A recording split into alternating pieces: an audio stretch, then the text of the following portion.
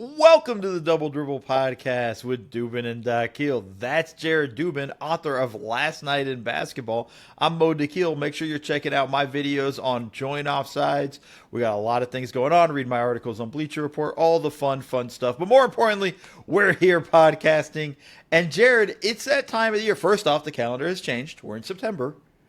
The NBA season is around the corner, and we've decided, as there has been no NBA news, like nothing. Restricted free agency, they're just never going to sign anything. Period. We're not going to get any news on those guys. There's just nothing going on. So we decided we're going to start doing our NBA previews. And we're going to go division by division. Jared has been kind enough to do all the homework. I haven't done much. He came up with a list of questions. And we're going to kind of just go through each team with our list of questions and kind of go from there. And we're going to start with the Atlantic Division. But before we get there, Jared, how are you doing? I'm doing great, man. Basketball season first of all, football season starts in 2 days. Second of all, basketball season starts in 6 weeks. We're really getting into the busy portion of the year, especially for me, with my day job as well. And it's fun. It's going to be exciting. We didn't even podcast last week because there was literally not one single thing that happened in the end. The week before, we had to be like, oh, John Wall retired, so we can at least talk about that. Last week, literally nothing happened. We were talking Jeremy Lin retired. Jeremy Lin retired last week. I thought that was earlier this week, but maybe I'm losing track of my days. Well, it's Labor Day, whole thing. Insanity. One of the craziest periods of my life. I still can't believe that happened. Yeah, really a special moment. Shout out to Jeremy Lin, Linsanity. Somebody just reminded me of, remember the time he waved off Kobe for a game winner? Who has the balls to do that? Jeremy Lin did. Yeah. And I think that's kind of as far as we'll go with the Jeremy Lin stuff. Before we start, because, again, I screwed up and already forgot. Leave reviews and give us 5 stars, folks. 5-star reviews are what we're looking for. We're looking for 5 million of them, so keep it going. Keep the party rocking with that stuff. Leave a comment. We'll respond to the comments. I also think Jared responded to a comment, and then I responded to a comment, but I don't think it just said double dribble both times. So who knows if people realize what it was. I know it had to do with Jared's complaining about, 11 p.m. games, but nonetheless, leave a comment, leave a review. This helps us. We are building this up. And folks, when we have actual basketball, there will be a lot to discuss in terms of basketball and NBA podcasting and all that fun stuff. But Jared, take it away, man. Start us off. What team do you want to start with the Atlantic? And let's get going. Yeah, man. I guess let's start with the Boston Celtics. And this offseason, they drafted Hugo Gonzalez and Noah Penda. They traded Drew Holiday for Anthony Simons and 2 second-round picks. They traded Kristaps Porzingis essentially for George Niang. Then they traded Niang and 2 seconds for 2 seconds. They signed Luka Garza, Josh Minott, Chris Boucher. They extended Joe Mazzulla. And might as well, their over-under for the season is 42.5 wins.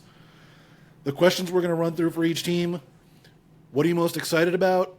What are you most worried about? What is the swing factor that you see for each team? And then make a prediction.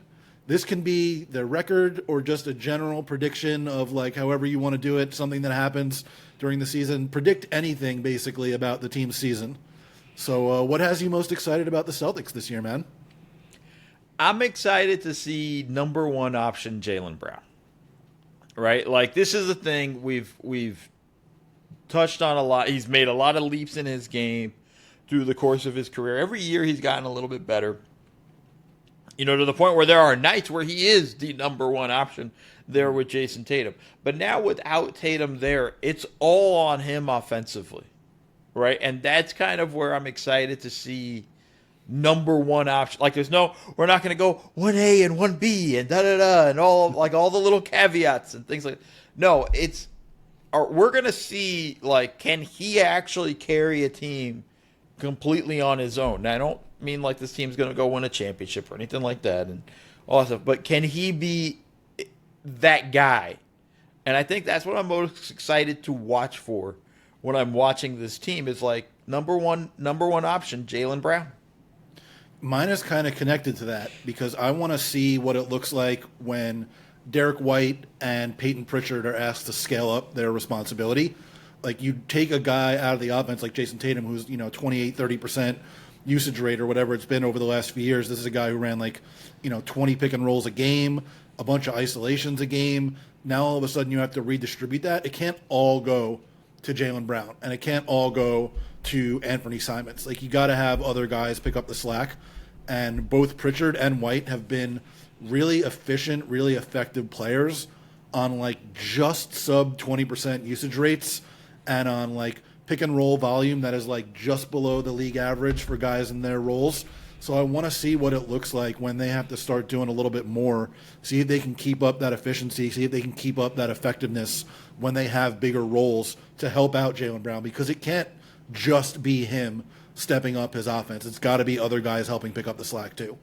Yeah, no, for sure. And I think there's something that's interesting about that is we always just assume, okay, if they get more opportunities, they will continue progressing this way. It's straight up, or whatever their numbers are, right? Like, that's kind of why I hate per 36 to a degree. I'm gonna let y'all behind the curtain, at least when I'm writing. I only use per 36 when it helps me prove my point. Does that make me an asshole? Probably. But I think ultimately there's a level of diminishing returns. At a certain point, you're like, okay, that's too much usage for this. They are right perfectly where they're at, but as you said, they have to scale up this season. And I think that's going to be an important thing. Can they scale up and be as efficient or more efficient? Because there is that concern where there is a drop off, or there's a certain point where it's like, hey man, that just ain't who you are. Yeah, I've talked about it before where I think they're just going to take an absolute metric ton of threes this season. But the way they created those threes for the most part over the last few years is through their drive and kick and swing stuff. And a lot of that responsibility now is going to fall to those guys. It's going to be Jaylen Brown, Anthony Simons, Peyton Pritchard, Derek White are going to be the guys that have to create those kind of threes. And Boston already didn't get the greatest quality threes in the world. The Celtics just put up more of them than anybody else. They were, 53% of their shots came from three last year, whatever it was, the all-time record. They could push even higher than that this year, but they could dip into the bottom third of the league in terms of the quality, just because those guys can't drive offense as efficiently as Tatum can. And watching them try still is going to be pretty exciting for me, I think. Yeah, I think that's an interesting one there, and I think that goes to my or let's go to the next question. Yeah, what has you most worried about the Celtics this year? Yeah, it's Mazzulla ball.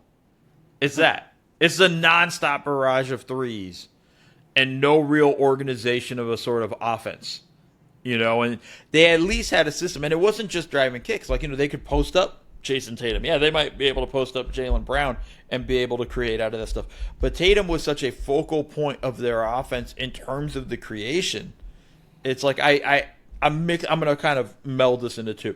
Mazzulla ball and where does the shot creation come from? Because I think that's the area where Tatum's game has taken off over the past two seasons. I think he created well for others so much more in a way that I almost think he doesn't get enough credit for it. Whereas I think Brown does, but not quite at the level Tatum does, and that's something he's going to have to do. And that's where guys like Derek White and Pritchard are going to have to pick up the slack. That's where Simons has to be a little bit better. That's the stuff I'm kind of worried about. It's not just the threes. It's, the type of threes. Are we just going to see a ton of, pull-up threes, bad threes, where I'm just going to – this, my fear is this is going to be the Celtics team that proves to everybody else, of all the guys who hate the NBA, and say, see, all they do is chuck threes. And this is the Celtics team that I'm afraid is going to be it. That's what I'm least excited for when I look at the Celtics, just this risk of massive Mazzulla ball. I hadn't thought about it that way, but that makes a lot of sense just in terms of this plays into all of the people that are generally wrong about the NBA. This is what they think it looks like all the time. I could very easily see that. We already saw some of what it looks like in that series against the Knicks, where they did just chuck a lot of threes. I said this on the Real GM Radio podcast for the Atlantic Division, where whenever a team is shooting a lot of threes on TV, you'll hear it being described as they settled for threes. No matter what, threes are settling. I really did think that the Celtics were settling for threes against the Knicks because they weren't doing their drive and kick and swing stuff. And it was just like, we're going to chuck them up because that's what we do. And it could be, like you said, even more of that this season. Yeah, and I think that's with less creation. Less creation in that sense. So it's like that's what I'm least excited about for next season with this stuff. And that's what I'm really kind of afraid of in that sense, where I think sometimes they just don't really develop their offense. Like I hope Missoula has some schemes set up and can run some stuff to get the ball moving a little bit more. That's going to be the stuff I'm least excited about, but also things I'm going to be keeping an eye on for. What about you, Jared? What are you least excited about for next season? Yeah, for me, it's the defense. It's the defense. Like, you trade Drew Holiday, trade Kristaps Porzingis. Al Horford presumably at some point is going to sign somewhere else. I still can't believe that hasn't happened yet. Like, it feels like the deal with the Warriors has been a done deal since like July 1. Yeah. It's September 2nd, by the way, now, and he still hasn't signed yet. But yeah, I mean, you lose all three of those guys. You bring in Anthony Simons, who is a very negative defender. You're going to have more minutes for guys like, Sam Hauser, who is fine, but is clearly not a positive defender. You have no rim protection except for Nemias Queta at this point, and he's only shown it in flashes. The other big guys you have, like Chris Boucher, can block shots, but he gets bullied inside all the time, and he's still short. Like, he's like 6'9". He has really long arms, but he's still on the shorter side. Luka Garza is like an extremely negative rim protector. We haven't seen really anything from Minot trying to protect the interior. Like, is the rim protection going to come basically from Jaylen Brown? And Derek White. Derek White. Don't forget about Derek White. He's going to be their best rim protector. Derek White is a great guard, like a great rim protector for a guard, but that's still a guard, Yeah. And like, with White and Pritchard having more responsibility and Brown having more responsibility, is their perimeter defense going to fall off a little bit? Because the perimeter defense from the Celtics has been A++ over the last few years. No Holiday, White, Pritchard, Brown having more offensive responsibility. They might not be quite as solid on that end. More minutes for guys like Hauser, or Baylor Shireman could play more. Jordan Walsh could play more. We don't really know what they're like as defenders just yet. I think it's going to be a pretty significant step back defensively for them. Yeah, and I think that actually kind of goes hand in hand with my view of their offenses, because they were able to play the way they were able to play offense the past 2 seasons because their defense was so good. They didn't have to shoot 40% from three. It was nice, especially on those games when they did. But if they had a night where they shot a bunch of threes but didn't make as many, their defense was so good it didn't matter. Right? And I think that's an important aspect of their offense and just their whole team dynamic. And I think it's a great call out from you in that, like, yeah, their defense is going to be rough. Like, from what they had the past 2 years to what they're going to have next season, like, there's a step back no matter what. You can't lose all your bigs and feel like you're going to be in a situation where, cool, we're going to be able to replace those guys. You just can't. I think that's a great one there, and that's got to be a massive concern going into the season. Yeah, all your bigs and one elite perimeter defender and one like A- level perimeter defender in Tatum. So it's a lot.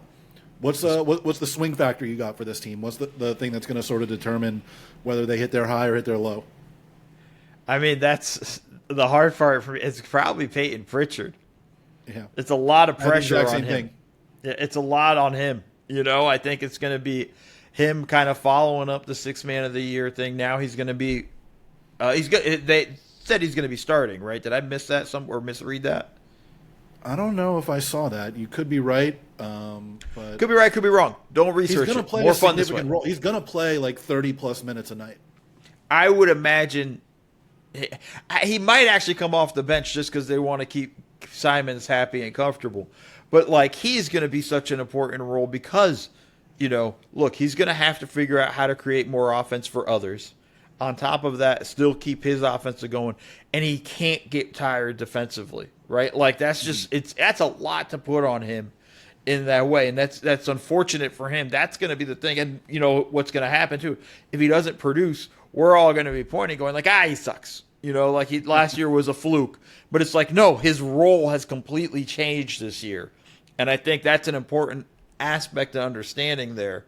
Now, if he shines in that role, then it's like, wow, like that's huge for the Celtics. Now when they get Tatum back, they'll have even another guy to kind of match with him. That's going to be like that's the swing for me. Yeah, I had basically the same thing, like him and Simons, and basically just how often do they actually hit all of the threes that they're going to take. Like those guys are going to get them up in significant volume, and then all of the guys that they signed are high volume 3-point shooters too relative to their position. But like how Pritchard does with increased responsibility, how Simons does sort of filling in for what they're losing offensively, and then how often do all of these threes go in. Like, because I don't think the defense is going to be that good, that's going to determine whether they're like a 42-win team or a 36 or something like that win team to me. Yeah, it's gonna be fascinating. So look, I'm gonna go to you. What's your prediction? Like we said, could be anything. What's your prediction of this season? Yeah, I'm going that they're not going to fall off quite as far as people think. I think they'll be in the play-in. Yeah, I think they're lucky being in the Eastern Conference. Like you just kind of look at it and go like, who in the East is really that good? Besides we Cleveland, New York. We're all on Orlando, Detroit, Atlanta, Milwaukee. Like right there. If my math is correct, that's 5. There's all sorts of things there where you're kind of looking at it, going like, all right, where are they going to fit into it? I'm not going to make a prediction in that regards, whether they're going to make the playoffs play-in or whatnot. I think for me, this is going to be a startling defensive step back in a way where I think everybody's going to get jarred. I don't want it. We went into detail already, so we don't need to go much more detailed into it. But just looking at it, I think everybody's going to be shocked with how bad this team is defensively. And it's a product, again, of just they've lost all their bigs. They've lost 2 of their best defenders. It's a lot more pressure on Brown to produce offensively. I don't know how much juice he'll have defensively. After that, they're small, man. They're pretty. Their guards are small. Like it. I think this is going to be a very massive step back defensively. And I think that's something that we'll have to kind of monitor as we go through the situation with the Celtics. But that's it for them. That's our little preview, right? Or we have more we need to kind of dive into? No, other than I've kind of talked myself out of what I've been thinking about them all season as like a 42-win team with the defense stuff. I'm starting to question myself. Well, it's just the grace for them is they're in the East. Yeah. Right? Like, that's the thing. The grace is they're in the East. And there's a lot of bad teams in the East. We're going to be talking about them all at some point. There's a lot of bad teams in the East, and I think that's an important view where you're looking at it going like, all right, like, they're gonna walk into, I think, 30 wins. That's just me throwing out a random number, so nobody hold me to it. But like they're gonna walk into a lot of nights where even with a bad defense, even whatnot, they're gonna have more talent than the other side and should come away with a win as they're playing in the East. Yeah. All right, Brooklyn Nets. They drafted 5 guys in the first round. Yegor Demon, Nolan Traore, Drake Powell, Ben Surratt, and Danny Wolf. Trade Cam Johnson for Michael Porter Jr. and a future first-round pick. Retained Keon Johnson, Jalen Wilson, Tyrese Martin. Re-signed Day'Ron Sharpe and Zaire Williams. Traded a second-round pick for Terrence Mann in that Kristaps Porzingis trade. Traded 2 seconds for Haywood Highsmith more recently. Their over-under is 20.5 wins. What has you excited about the Nets this year? Okay, well, speaking of bad teams, this is one of those teams I'm not very excited about. I would say what I'm most excited about is the levels of tanking they're going to go through. That's really, that's a shitty thing to say. I'm sorry, Nets fans, to try to get you hyped up for the season. I just don't see a reason to be that hyped up. We're going to see Michael Porter Jr. get total control and see if he could be the man that everybody thought he was going to be coming out of Mizzou. Actually going into Mizzou before the back injuries and all that stuff. We're going to see, is this going to be the guy? We still have no idea what the hell's going to happen with Cam Thomas. I think this is going to be a team that makes a bunch of trades at the deadline, shipping guys off to get more assets. I don't have a lot of excitement for them. Yeah, you touched on mine, which is Michael Porter Jr. sort of trying to spread his wings and become more than basically a dribble handoff and off ball screen guy. He was that when he was in high school, and we all thought he was going to be that when he went to Missouri, but he only played whatever it was, like 2 games or whatever. And he's had this hyper specialized role for his entire NBA career because Nikola Jokic is the best shot creator for others in the league.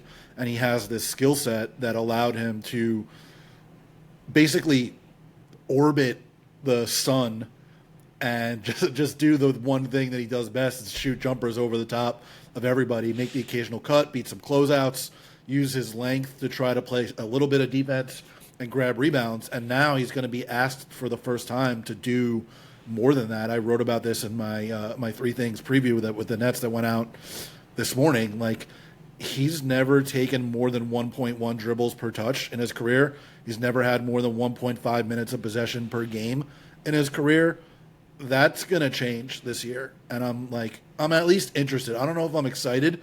I'm at least interested to see what happens with that expansion in his role. We should phrase the question excited/interested, because there are just situations where I'm just, what are you excited about? Nothing. Like, there's it's tough. I mean, that's the same thing. Like, I'm not particularly worried about anything with the Nets. They're going to be bad, and they're going to be bad on purpose. Like, I'm not worried about anything for them. I guess the thing that I might be worried about is, like, last year they were supposed to be really bad, but they won 26 games because Jordi Fernandez got way more out of them than you would have expected him to coming into the year. Is that going to happen again? And do they finish with the 5th worst record or something along those lines rather than the 1st or 2nd worst record in the league? Oh, no, but that's what I'm worried about. I'm worried about Jordi Fernandez's mental health. Coaching this team is going to be frustrating. Like, I like Jordi. I think he did a great job last year. I didn't really love his coaching of Team Canada, but that's a whole other story. But, like, I think he's a good young coach. I think he's got a bright future in him. This is the type of team that will drive a coach insane. Just like the talent and the guys you have. Like, I am most concerned for him. That's where I'm at in that sense of, like, I look at it going like, man, like, this is going to be a tough position to be in as a coach. You overachieved last year. This year, you're probably the organization saw that and said, cool, here's more crap. Let's see what you do with this. And I think that's going to put him in a tough position. I don't want this to be falling on him when he's been given a shit sandwich. Yeah, I mean, I think they know what he's been given. Like, they're the ones that gave it to him. I can't imagine that they're going to be, like, pulling the rug out from under him unless something absolutely crazy happens. They're going to turn the ball over an absolute ton, especially with these rookies playing big minutes. They got 3 rookies that are basically point guards or point forwards. The ball is going to be in assuming Cam Thomas comes back, Cam Thomas and Michael Porter Jr.'s hands a bunch, for Porter way more than he's used to. Like, they're going to struggle offensively. When you don't have quality point guard play, you're basically drawing dead on offense in the NBA, and they're not going to have quality point guard play. And I think that, one of the reasons that they surpassed expectations last year was because their defense was better than expected. It's really hard for your defense to be better than expected when you're as bad offensively as I think they're going to be. Yeah, there's not a lot there for them. This is the tough question here. This next one, what's their swing factor? Yeah, I think it's how many of these guys that are not on rookie contracts do they trade? Like, is Terrence Mann or Nick Claxton or Michael Porter Jr.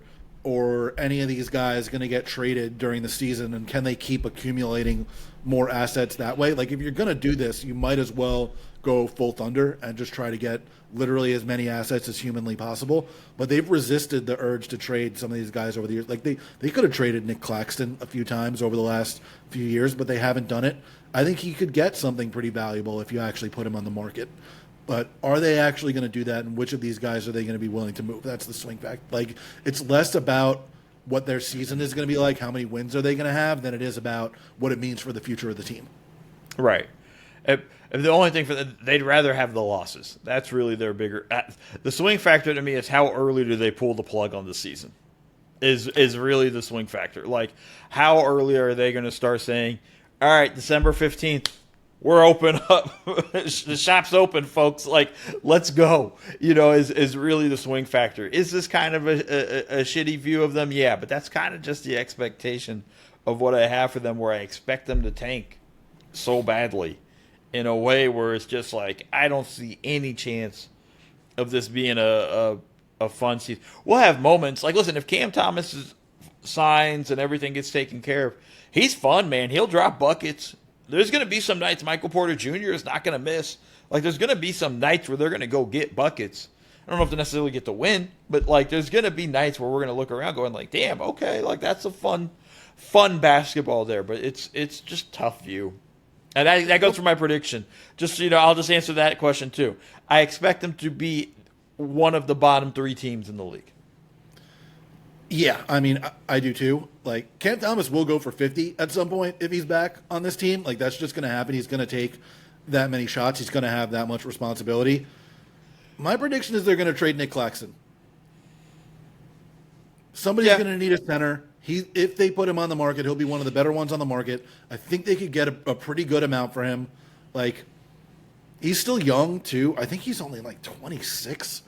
I like him. I like him. I like him as a player. I thought this was the guy the Lakers should have gone after in the offseason in terms of the trade market. I know, obviously, who knows, the Lakers didn't probably have much to trade for that would have interested Brooklyn, but, like, I think that's a guy I think is going to be a valued commodity in the trade market when we get closer to the deadline. Yeah, I could see it. I know that they've sort of resisted overtures in the past, but I think this is the year to do it, especially given what their goals seem to be for this season. You done with the Nets? Want to move to the Knicks? Yeah, as quickly as possible. Move to the Knicks. Fired Tom Thibodeau. Hired Mike Brown. Signed Jordan Clarkson and Gershon Yabusele. Extended Mikal Bridges. They drafted Diawara in the second round, but that's not a particularly major move. And I don't think he's actually been signed to the team just yet. He's probably going to get a two-way deal at some point. But over under 53.5 wins. They've won 50 and 51 over the last 2 seasons. What has you excited about the Knicks?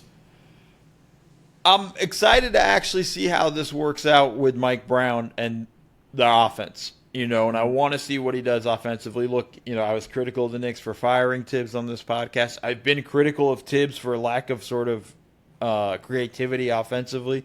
But I think it's going to be interesting to see, how Jalen Brunson handles it. Will they put together an offense that kind of takes the ball out of his hands a little bit and opens up opportunities for other guys? We saw when Brunson was out that stretch, Bridges kind of relishing a little bit with the ball in his hands more.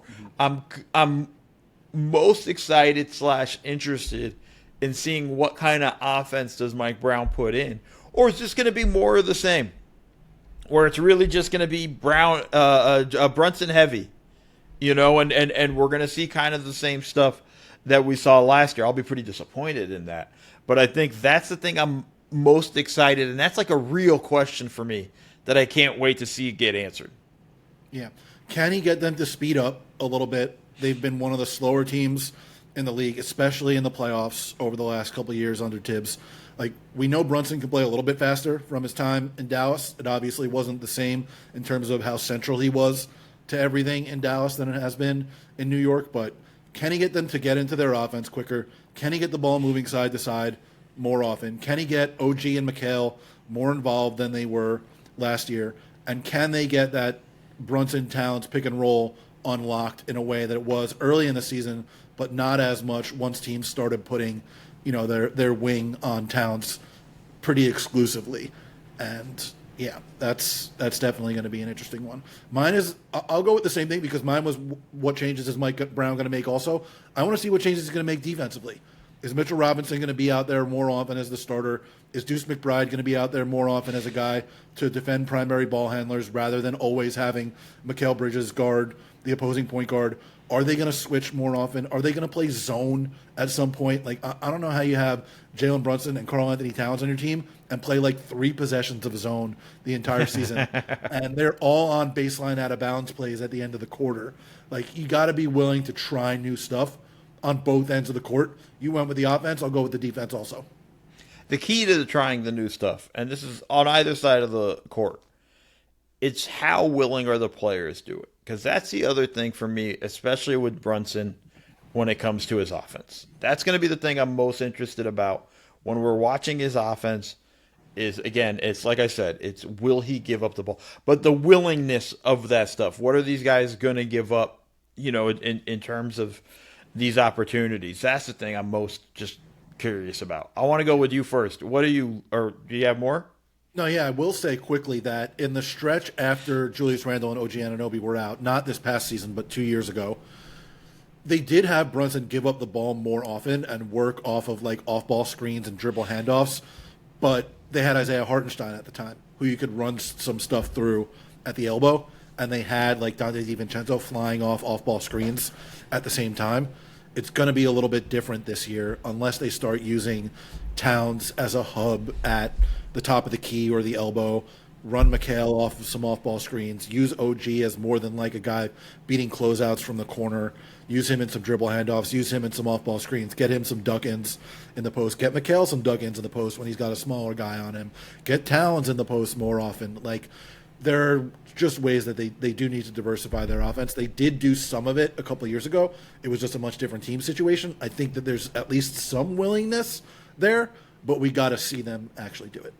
Yeah. Worries me Yeah. is how do they combat teams doing exactly what they did last year and putting their wings on Karl Anthony Towns and daring them to run ball screens with literally anybody else, taking Towns out of the offense. Like, they didn't have any answers for that last year other than to keep running ball screens with Josh Hart or with Mitchell Robinson. You got to find a way to get back to that Brunson Towns pick and roll. How are they going to do it and not have teams cut off their access to the basket by just ignoring Mitch or ignoring Hart? What's their solution for that going to be? All right. That's such a massive one there. I think, again, that kind of goes with some of the creativity you got to hope Mike Brown brings to the table this year offensively. And that's part of the reason why you wanted to get rid of Tibbs is sort of that you needed a little bit more creativity and just change things up here a little bit. And I think that goes back to just this is why you can't stay in the same offense all the time. And I think that's an important viewpoint of that because teams are definitely going to continue to do that. It's how do you respond to that? And I would like to think that Mike Brown has done his homework and is ready at least early on to figure out how they're going to combat it. Whether it works, different story, but have something different, have a wrinkle set there. You got to be willing to try things. Like, try more than one thing as a solution to that, and try more than one lineup as a solution to that. Yeah, and that will be interesting there. What worries me most is actually what you were most excited about or interested in is their defense. Like, I just don't. One of the key things we saw in that series where against Indiana was just their defense just wasn't good enough. They weren't up to snuff. The discipline defensively wasn't there. Brunson has to put a lot more effort defensively. I know he carries a huge weight offensively. Cat has to be better defensively. Just starting with those two guys. That's what concerns me the most with this team, is that defense right there. That is going to be key. Those two guys defensively is really going to make a big difference on their season. They take a little bit. They don't have to be great. They don't have to be world beaters. They don't have to be unbelievable. They just cannot be negatives. They just got to be average at the very least. And I think that's got to be the thing to watch. For me, that's what I'm most concerned about because I just don't think they're going to have that. Yeah, I want to be clear that the thing I was excited about was the potential changes that Mike Brown could make, not necessarily like the potential of their defense to be like a top 10 unit or anything along those lines. I think we've seen that when Karl Anthony Towns is your center, you're not going to have a top 10 defense. When he's not your center, then that affects your offense.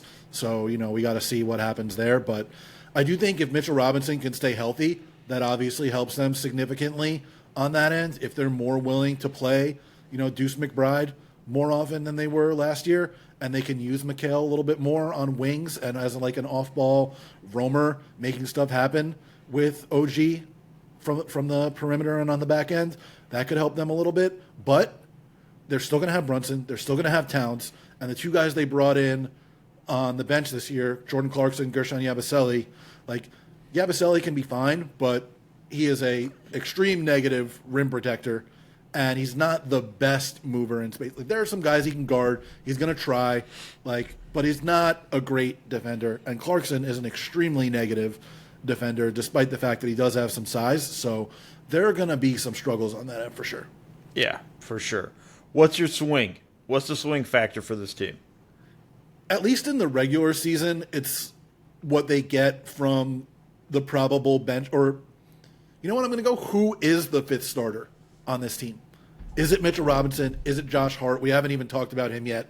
Is it Deuce McBride?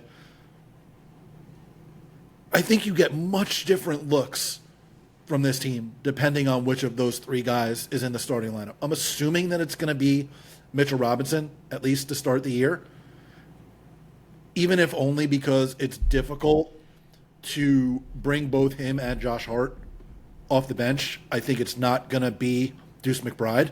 I think it's going to be one of Mitch or Hart. And I think it's going to be Mitch just because of the ways that Mike Brown has talked about what they want to do defensively. Ian Begley also talked about that there are some people in the organization that do want to see Mitch start, but managing his minutes becomes a little bit more difficult if he's not coming off the bench, and it's difficult to get, the Towns only minutes when they're playing together, probably at the start and end of halves, and how does that affect your offense? So I just want to see which of those three guys is going to be playing the most minutes with the starters. I do think you need to try all three, but which way are they actually going to start games and halves? Yeah, for me, the swing is the bench, just in general. And whoever starts, the other guy goes to the. This has been a non-existent unit for the Knicks for so long under Tibbs, right? Like, this is going to be the key for me in terms of really deciding things. I will say the first few years under Tibbs, the bench was always really good because they're not your favorite guy, but they always had Emmanuel Quickly coming off the bench, and they always played really well whenever he was on the court, no matter which combination of players, whether it was with the starters or with the bench. They had Hartenstein coming off the bench one year. They had Hart coming off the bench before he moved into the starting lineup when everybody got hurt. The bench used to be good. It was, last year and the end of the year before where it wasn't really the bench doing all that much. Right. But I think that's going to be critical this season, right? It's, Yeah.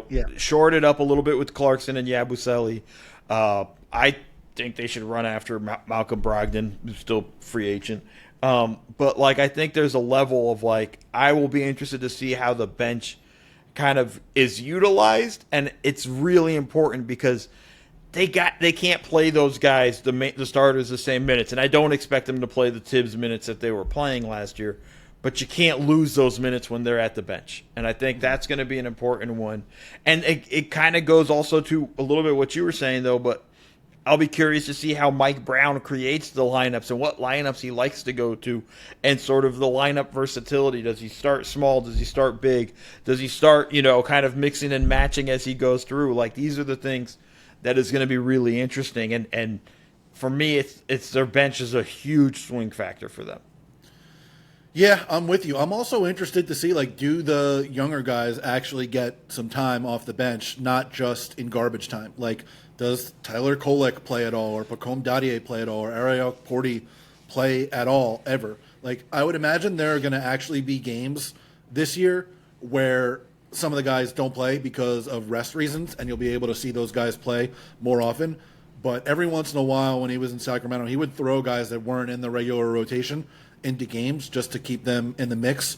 Are we going to see any of that this year? Everybody will get less time and get games off. Mikal Bridges won't get games off because they're never going to break that streak for no reason. Right. But everybody else will get games off, and Mikal could get 32 minutes a night instead of 38 minutes a night. And same thing with OG. And, you're not going to play Brunson 30 minutes a night, but can he get 34 instead of 36? Granted, he was the one guy that would generally play fewer minutes. The wings were the guys that would play an absolute metric ton. But you give those guys 2 to 4 minutes less a game, all of a sudden you have 6 minutes available for one of the deeper bench guys. And do they actually get on the court? And what does that look like when they do? Because last year, they built their team knowing that they weren't going to have a particularly deep bench. They needed the starters to annihilate everyone. They didn't do that. They were a pretty good lineup and not a great one, and the bench was okay to bad for most of the year. This year, it's got to be different, especially if the starters aren't going to kill guys again. Yeah, that's going to be critical. What is your prediction, Jared? What's your overall viewpoint of them? I'm going to take the over on that 53.5 wins. I say they win like 55, 56 games or something like that. The Eastern Conference is just so bad.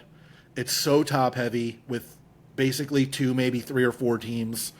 I think that there's going to be a lot of easy wins out there for them, and they're so talented. Like, realistically, they could have won more than 51 games last year. Like, I think that there's more meat on the bone for them to win in the mid-50s this year. Yeah, I think I'm actually going to go with them being the number one seed in the East. I think they're going to win the. I'm going to see them win the conference. I just think they'll get fat off the slim pickings of most of the Eastern Conference. They'll have a lot of nights where they're just going to be able to overpower everybody. It will get interesting when we see where they're at against the big teams and the big names and whatnot, and see if we have a repeat of last regular season where they couldn't beat any of the top teams. But I think they're going to be the number one team in the Eastern Conference, and I think just a little more continuity. I think Brown will get some defense out of those guys. At least I'm hoping for it. I think that's going to be critical. That's where I have them, and that's my prediction. Yeah, I could see it. Like, it involves the Cavs taking a step back, at least in the regular season, obviously. But they ran so hot last year, obviously, with everything that they were doing. And I could see them taking the regular season as more of like a lab experiment than they did last year, in the same way that a lot of teams that finish in the 60s in wins but don't get where they want to in the playoffs spend the next season trying to figure more things out for the playoffs during the regular season, and sometimes you don't win quite as many games. Like, if I'm right and the Knicks win 56, 57 games and the Cavs win 55 as opposed to 65 or whatever it was last year, that's, it's still a really fucking good team. It's just not quite the number one seed, Yeah. So let's go to the oh, you got more? No, I was going to – you can edit this part out. The single most confusing team in the NBA, the Philadelphia 76ers. Drafted VJ Edgecombe, saw player options picked up by Andre Drummond, Kelly Oubre, retained Eric Gordon, Kyle Lowry, Justin Edwards, signed Trendon Watford and Jabari Walker. Their over-under somehow is 42.5 wins. I have absolutely no fucking idea how you pick that number out of the air. I feel like it should either be 50.5 or 30.5, and they just split it in the middle because nobody knows what the fuck is going to happen with these guys. What has you excited about the 76ers this year? Gosh. This one is tough because it's just like I'm excited for what I hope to be a bounce back year for everybody. For Paul George, for Joel Embiid, for Nick Nurse, who I don't think did a particularly great job. I understand the situation he had with him, with everything, but it's possible. Just on Nurse quickly before you keep going, it's possible to be dealt a bad hand and still play it badly. And I think you're right that's where we were at with him last year. No, I think he just kind of was like threw his hands up and like, okay, like this isn't what I signed up for, and then he kind of. There's just things I didn't like about the way they kind of went about things last season. I want to see McCann. I want to see McCann. Sorry, like when he comes back and see how he kind of handles everything. Interested in Edgecombe. I'm excited because I think everybody will have a little bit of a. They can't possibly be as bad of a season as it was last year. I'm really excited about McCain. All right. I got very excited when he started doing things early in the season last year that very few guys have ever done. Like, I wrote about it at Last Night in Basketball. I do this series called Signature Significance, which is basically there are some feats that are so rarely accomplished that when a player actually does it, right away, despite the fact that it's a small sample, that they're going to be good.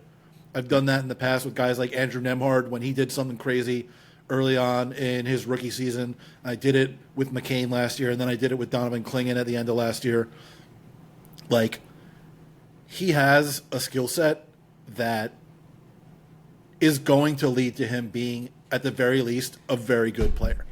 And I feel like he's probably going to come off the bench just because He Although has maybe to. not early in the season if Paul George is still out.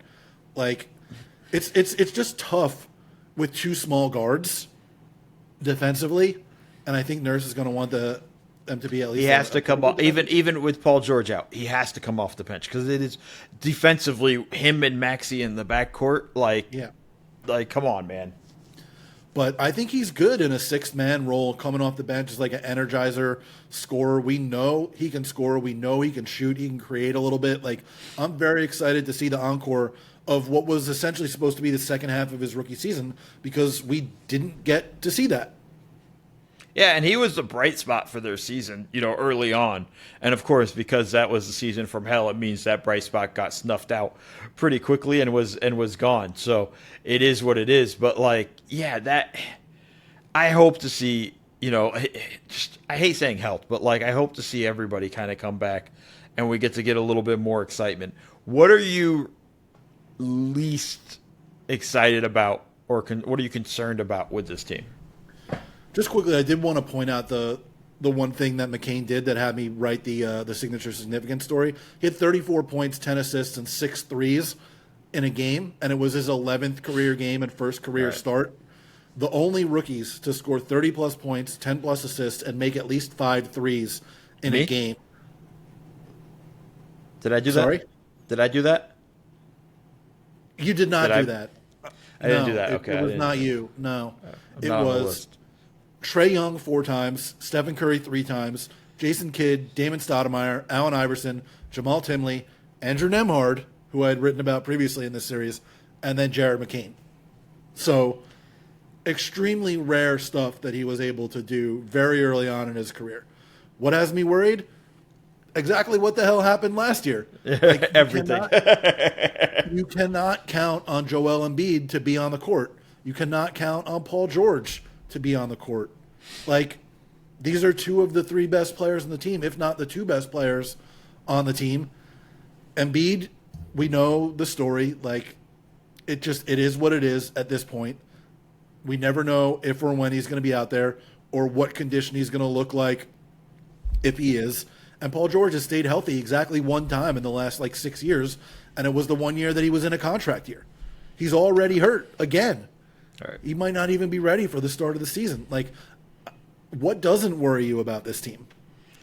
I mean, that's what's so when we go to what worries you about this team. There's so much of that. It's just hard, and it's I hate the answer being health, but with them, there's 2 or 3 teams where it's that's kind of has to be the answer, But I'll say this, and I'll tweak it here, and let's just assume good health, which is a massive assumption on this team. What concerns me is my eyes just bulged out of my head. Yeah, what concerns me, or what I how does Embiid handle what will possibly be a new role within this team? It doesn't seem like it's his team anymore, and this is maybe a bigger picture more than this just what season preview stuff, but we've heard a lot of people. Zach Lowe's been banging the drum on this. The Sixers can't march to the beat of a Joel Embiid timeline, which I agree with. But how does Joel Embiid deal with that? How does he handle that? How does he respond to that? And that is a massive concern of mine. I hope he responds great to it. I don't even know what that necessarily means in terms of an answer, but I hope he has, kind of buys into what they're trying to do as an organization and as a team. But to me, that's my concern because I can see him fighting that urge, on the nights he's on the floor, and I think that's going to be got to be a massive concern for the Sixers that they probably aren't going to really know the answer to. That's a really good point, and I hadn't thought about it that way. I did write earlier in the summer, I did the Where Are We Going story about the Sixers, where I said that they've sort of become an accidental 2 timelines team, where there's the Embiid and Paul George timeline, and then there's literally everybody else on the team. And that first timeline only theoretically exists and kind of doesn't, but you can't just abandon those guys because they're too good. But like you said, they can't march to the beat of Embiid's drum anymore. It doesn't make sense. You never know if and when he's going to be on the court. And I hadn't thought about how he handles that from like a personality standpoint or even an on-court standpoint, because they can't just base everything they're going to do on the court around this is like we are a Joel Embiid team, because they don't know that they can be one, so they have to have a different on-court identity than that, and that's never been the case during his career since like his first year when he only played 30-something games. Yeah, I mean that's just a massive question and concern there, and he can derail it. He can derail whatever they have going. So it's his presence and whatnot, and so it'll be interesting to see how that plays out. What's the swing for you, Jared, with this team? I think it's Maxey, and like, can he take it up another level from where it was 2 years ago? Because that obviously will help make up for any absences that Embiid and PG have. And if they're both there, then that takes them up a significant level from where you would expect them to be. So how good can Maxey really be? Like, that determines, I think, the ceiling of the team, at least. The floor is about all the injuries. The ceiling is about how good can Maxey be to me. It's a great one, and I think that's the obvious one and the right one. For me, when I look at the Sixers, for me the swing is, it's actually Paul George. And it's already starting at a bad point, with him kind of injured. But what kind of season can he? They are in such cap hell with the contracts that they've given Embiid and Paul George. They can't afford either of them to be out significant time. I know they're gonna, especially Embiid, they'll manage him a ton, but they need Paul George to be the Paul George he was when he signed that contract, and have kind of that type of season. And we're already in a situation where it's like that's not likely, but that's a massive swing because I think Maxey is going to be Maxey. I think you're going to get that. I think that's who he is as a player. I think you're going to get that, and even if he ascends to another level, I think he's capable of that. I think you're going to get that.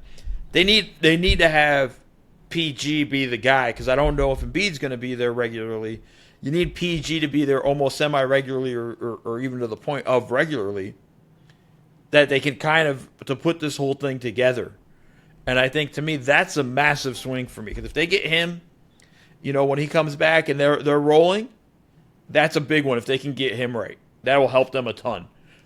Yeah, I mean, it's a good point because he wasn't just injured last year. He wasn't very good either. Like, he wasn't nearly the guy that he was the year before that inspired the Sixers to bring him in. Like, he just was not the same guy, I don't think, on either end. And you saw that, like, not just in the numbers, but you saw it on a night-to-night basis in like just the way he looked on the court, and like he wasn't doing the same. Like, I wrote last summer about why he made for such a perfect fit in between Tyrese Maxey and Joel Embiid, and obviously Embiid wasn't on the court very much, and Maxey missed a bunch of time too.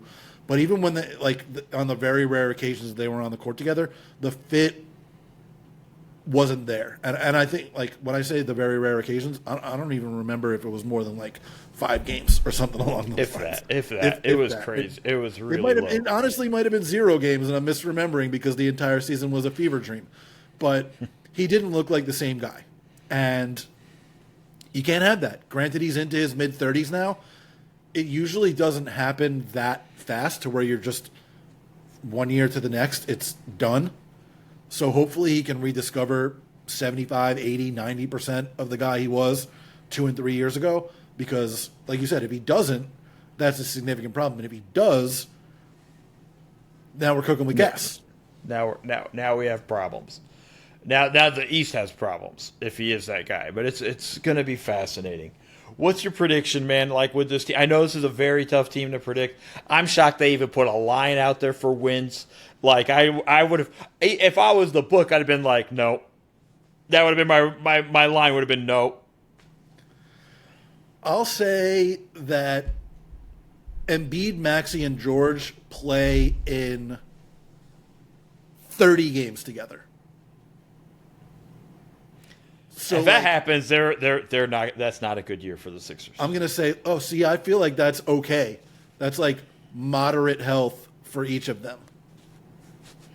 No, they need to get more than that. I mean, that's not even half the season. I know. But you can't bet on Embiid playing more than half the season, right? Like, can you No, bet I on get George? you. George is already hurt.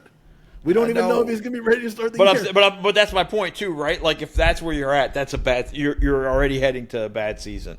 Yeah. My prediction is this is going to be another disastrous season.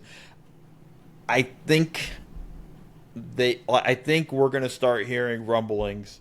I don't know if it'll happen at the deadline, but I think they'll start to pull the plug on Paul George and Joel Embiid and start looking to rehome them. I don't know how.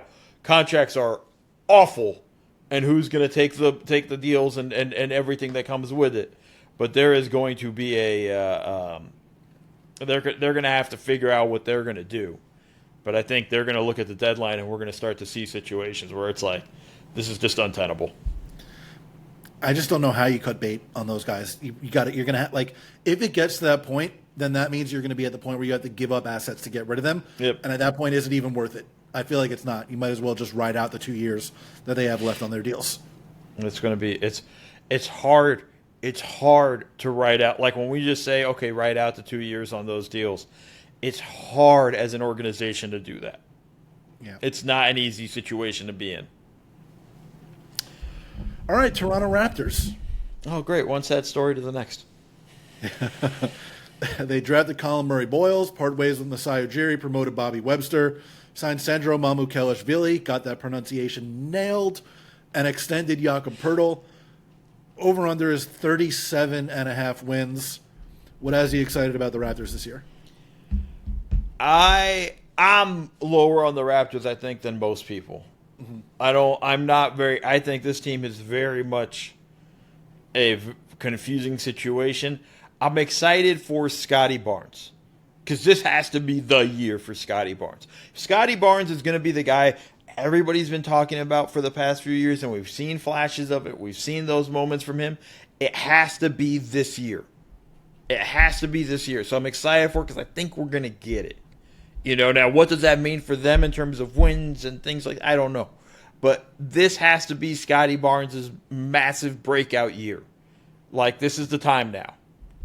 So mine is connected to that because Scotty Barnes was way overextended last year in terms of his responsibility within the offense, and he didn't handle it the way I think people wanted him to. And what I'm excited for is for the Raptors to put more NBA players on the court this year than they were at the end of last year. Scotty Barnes was like not playing at the end of games and whatnot. Emmanuel Quickley has barely played since he got there. RJ Barrett missed some time last year. Brandon Ingram, after they traded for him, didn't play in a single game. Like, all these guys are actually going to be on the court, at least at the start of the season, and I want to see what it looks like when they have their actual guys out there. There is some talent. We'll talk about it a little more and what I'm worried about because I'm not sure how well all that talent fits together.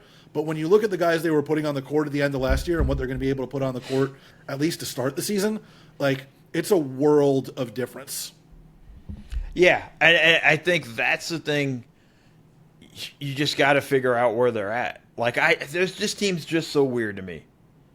Like, I just feel the fact that this team is playing team and already deep in the luxury tax is kind of crazy to me. And I think that's where we're at with them. I'll tell you what I'm least excited about because you've already kind of gave it away. I'm not a big fan of his. I'm least excited for Emmanuel Quickley. Like, I don't think the we're gonna go to war over this. We can, and it could be a fun thing in the podcast. And if he has a great season, you can shit on me all you want. I don't think he will play up to the value of his contract. Is my point, and I think that's going to be a thing that does hold the Raptors back. Yeah, I think the contract thing, like I've talked about this a couple times before, he's never going to be more than like the 16th highest paid point guard in the league, and the percentage of the cap is probably less than you think based on the way it goes up every year. They just didn't have to do it.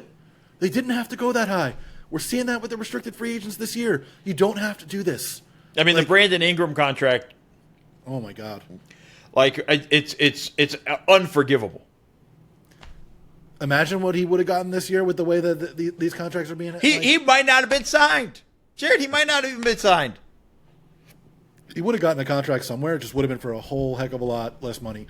The thing worried or concerned about is just how all of this fits together.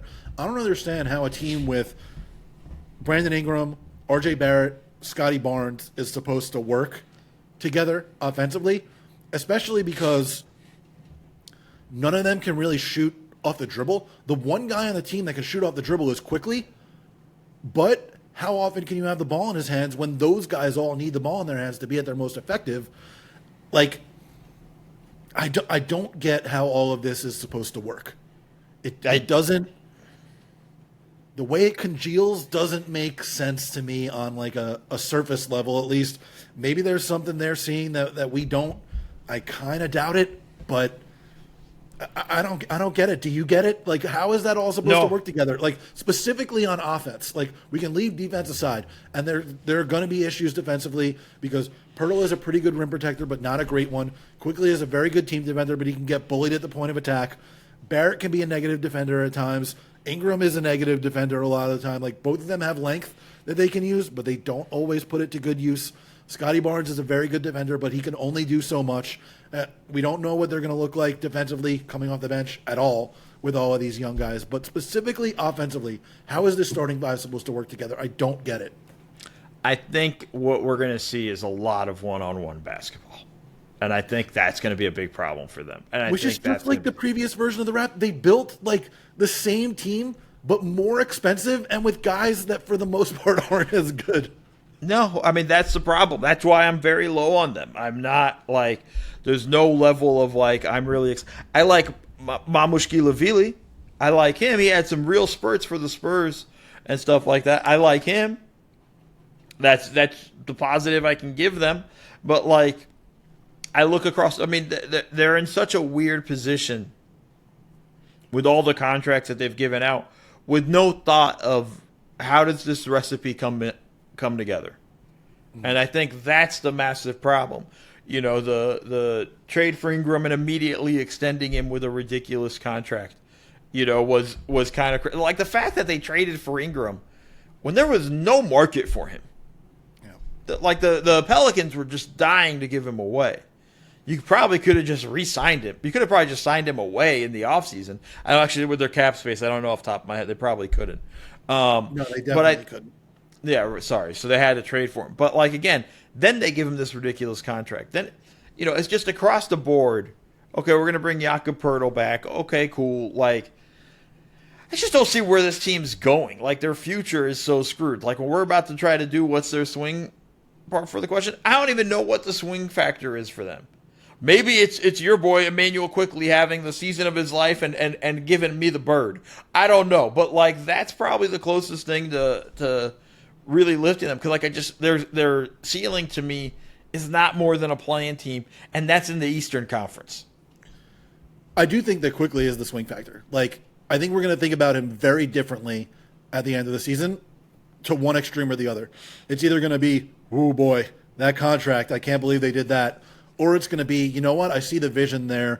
I see the synergy between him and Scotty Barnes or him and Jakob Poeltl that they've had in the pick and roll, that they've, on the rare occasions that he's actually been on the court, or, you know, screening for Barnes or being the one guy on the team that can shoot off the dribble and playing some team defense. Like, it's either going to be that or it's going to be... Excuse me, him playing some team defense? Yeah, he plays team. He's a good team defender. He's questionable. At the point of attack, he's because he's so small and skinny, he can get bullied, but he's a very smart team defender. Debatable. But I'll say this to you. The key, though, is like, the problem is, even if he quickly is that stuff on offense, right, and adds that kind of year, it might get obscured just by the pure fact of RJ Barrett trying to show he's something, of Brandon Ingram trying to justify this massive contract that he has. Like, it becomes harder in that sense. It goes back to what you're saying of, like, what is this team? Like, yeah. I feel like that even if he has that, it might even get, because he might not even get the opportunities and the chances to be that. Like, this team is just so poorly built and so kind of, and it just kind of, to me, it's just, they're just fucked in a weird kind of way. And they're probably a play-in team. That's my prediction. They're a play-in team. But, like, it's only because everybody else behind them is bad. Like, it's because they're floating in a river and shit. I still can't believe the way they built this team. Like, I think it's worth going back to, and we talked about this when we did the rudderless Raptors talk that we had maybe a month or two ago. Like, they traded Kem Birch and a top 6 protected pick, which ended up becoming Rob Dillingham, and 2 second-round picks for Jakob Poeltl, and they gave him 2 new contracts since then, 4 years, $78 million, and then 4 years, $104 million. Then they sent OG, Precious Achiuwa, and Malachi Flynn to the Knicks for quickly RJ Barrett and a second-round pick, which they used on Jonathan Mobo. Then they sent Pascal Siakam to Indiana for Bruce Brown, Kyra Lewis, Jordan Mora, and 3 first-round picks. One of those picks they used Jacoby Walter. One of them they sent with Kyra Lewis and Otto Porter to the Jazz for Kelly Olynyk and Ochai Agbaji. Then they sent the 3rd pick with Bruce Brown, Olynyk, and a 2026 second-rounder to New Orleans for Brandon Ingram, who got his extension. So they turned Anunoby, Siakam, Achiuwa, Flynn, Porter, Kem Birch, the number 8 pick, and 3 second-round picks into Jakob Poeltl, Emmanuel Quickley, RJ Barrett, Brandon Ingram, Ochai Agbaji, Jacoby Walter, and Jonathan Mobo. And that is how you wound up with this team where they are like capped out and a play-in team at best. It boggles the mind how that all happened. It goes back to the flaw. Like when the Siakam trade happened and the OG trade happened, it goes back to the concept of everybody was saying they don't want to trade for picks. They want to trade for players. The problem with that concept is when you trade for players, you have to pay those players sooner. And that's how you end up giving Emmanuel Quickley a massive contract, which he may or may not prove he's worth this season. Like that's how you end up paying Brandon Ingram this ridiculous contract. Like that's how you end up in this situation where you've created cap hell in that stuff. Like I always thought Masai overplayed his hand with the OG Anunoby stuff 2 years ago when it seemed like the Memphis Grizzlies way too late. You know, Memphis was dying for a wing player. He would have been perfect for them. And they went and they kept just high, price has to be absolutely ridiculously high in that sense, and it burned them in the end. And I think that's the problem there. Really, when you go back to the franchise, you did a beautiful job because those trades are the things that put them in this situation now. At least in the Siakam trade, they got players and picks. Like they got Bruce Brown, who they could have spun off for more, but instead, after he got hurt and wasn't really playing well for them, they packaged him with one of the first they got in the trade to get Ingram instead of trying to get more for. Like they should have just traded Brown right away or traded Brown last summer to get more instead of taking some of the stuff that they got from the Siakam trade and using it to get another player on an expensive contract. In the OG trade, they just got players. They didn't get the pick equity that they should have gotten in that deal. Yeah, it was asinine, and I just think that's really what led them astray. That's it for the Atlantic Division, though. Wait. What's your prediction for these guys? Playing team, and it's not like 10-9 in the play-in. You know, by the way, folks, I'm not doing this in any way scientific. If I pick 7 teams to finish 10th or 9th, that's what I think of the Eastern Conference. But it's like I think that's where I have them. I don't see them being more than that. Like I don't see them. There'll be nights where they'll win some games because of the young guys, the talent or whatnot. I just think it's going to be a weird sort of blob. I'm with you. I think they're probably 9th or 10th in the East. My prediction is they're going to trade RJ Barrett, despite the fact that he is the hometown Toronto hero. I think he's the guy that makes the rest of the stuff feel weird. They're not going to trade Ingram. They just gave him the extension. They can't. Nobody wants him. Nobody wants Ingram. And they're not going to trade Barnes. So, to me, Barrett's the odd man out, and I think he gets moved. I mean, they've been trying to. They're open to trading him. There's the stuff that's out there now, but like this is not sourced or reported or anything. I just think it's going to happen. Yeah, don't aggregate us because none of us know any better. But like, it's just I think it's. I mean, it's the most obvious move. I just don't know who's running to get RJ Barrett. Who feels like, is it going to be a bad team that feels he can reform him? It's not going to be a contender that thinks he's the missing piece. It's like I just think they're in a weird spot with that. I can see them trying to trade him. I don't know if they'll actually execute it. But Jared, I want to talk about something I'm more excited about. And the honest thing is, college football started this weekend. We get to talk a little bit. Now, we're not going to go long. We're going to go very short. But your football team, the University of Miami, came away with a big win against Notre Dame. How you feeling, Jared? I'm feeling great, man. It's in classic Miami fashion. We made it a little bit too interesting at the end of the game by going crazy conservative and just running the ball and kicking field goals. But, oh my God, I'm like in love with this reclassified true freshman Malachi Toney, 17 years old still, 10 targets, 6 catches for 82 yards in the touchdown. He is incredible. Ruben Bain looking like a first-round pick out there. Francis Mauigoa looking like a first-round pick out there. Beating Notre Dame is always fun. I remember the last time we played them in 2017, we absolutely stomped the shit out of them. It was like one of the most fun experiences of my life watching that game. And this one was not quite as crazy as that because it wasn't a complete blowout, but getting a win against the top 6 team in the country that was in the national championship last year, moved up to number 5 this week in the I can't remember whether it was the AP poll or the coach poll. AP poll. We're 5-1 and 6 in the other, but man, it's exciting. What about your USC Trojans? Are you excited about them this year? My mighty Trojans. We put the ass whooping on Missouri State like you're supposed to. So here's the thing, because everybody gets all like, oh, you beat a no-name or yeah, we did what we were supposed to do. There have been years where we haven't done that. We put us too. Put 73 points on the board, and that's with us going to our second string at halftime. There were things I like. Listen, I'm not taking away anything of like, oh, we're so great, or I'm not taking. We did exactly what we're supposed to do when we're playing a team with inferior talent. I really liked what I saw from the quarterback Jordan Mailata, in the first half. I am very excited for the freshman who got to play the second half, Hassan Longstreet. Like he's going to be good. Our running back, our transfer running back, Waymon Jordan. Good Lord, dude. His first play, his first touch, he goes for 26 yards. He made one dude just juke the hell out of one dude, diving to miss him.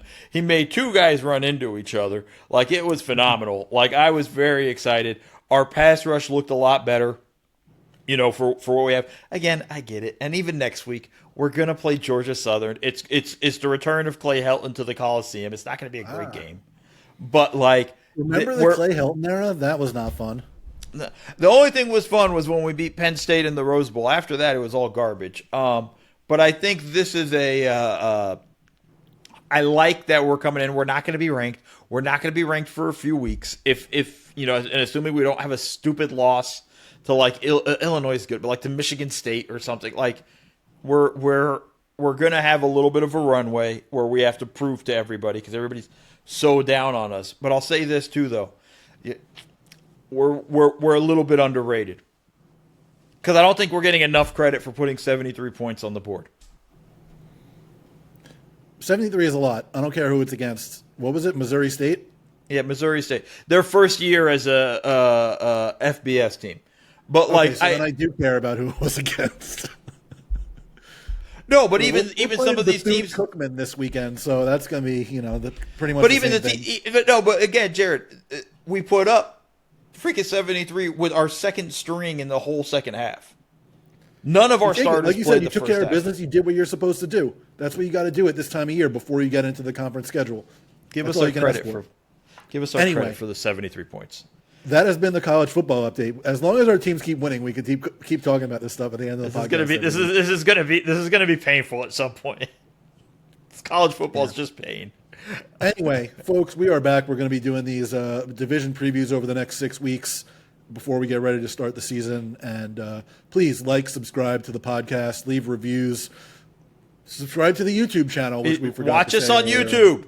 Watch us on YouTube. Watch us on Spotify. Subscribe. Spotify, Apple, unsubscribe, resubscribe. Subscribe on all of your parents and sisters and brothers and girlfriends and boyfriends' devices. And we'll get back at you next week. It's going to be fun. Yeah, thanks for listening to the Double Dribble Pod. All right.